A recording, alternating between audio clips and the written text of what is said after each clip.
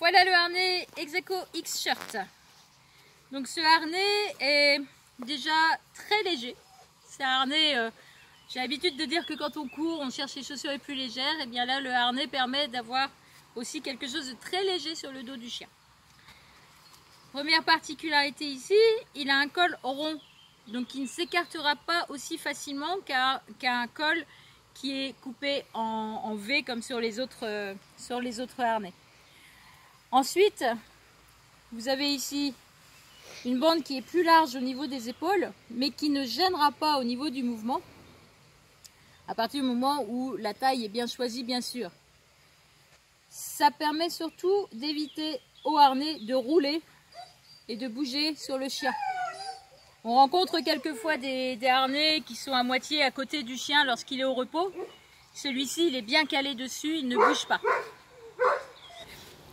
Donc on a une longueur ici, au-dessus des épaules des omoplates plus exactement, qui permettent au chien d'avoir beaucoup plus de liberté au niveau du mouvement de l'épaule.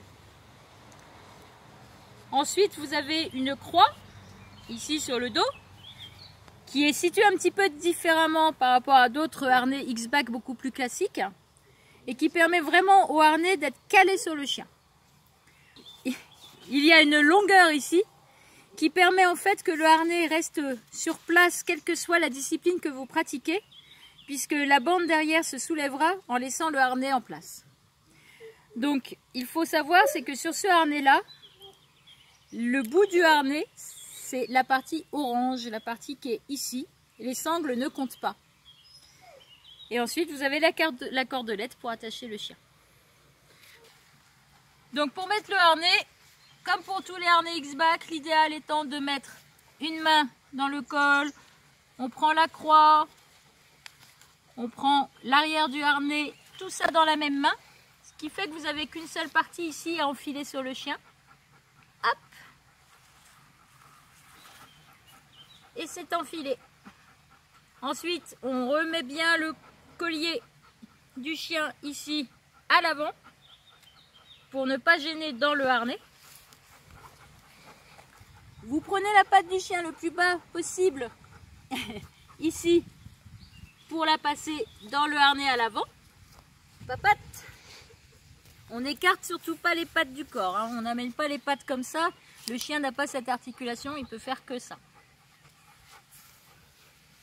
Et ensuite, on vérifie qu'il n'y ait pas de sangle qui soit emmêlée, entourée ou quoi que ce soit.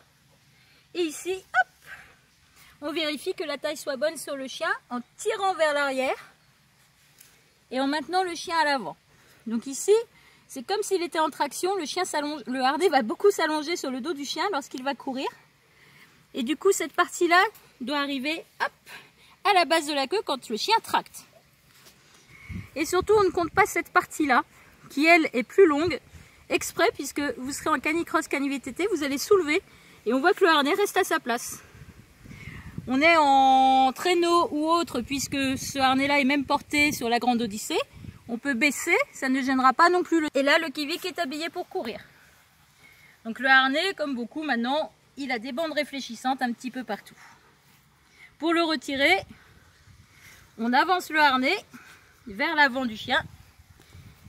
Hop, on reprend la papate et cette fois on la passe vers l'arrière. On fait la même chose de l'autre côté.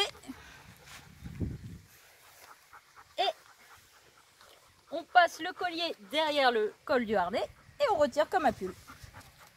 Voilà, c'est bien mon Kivik.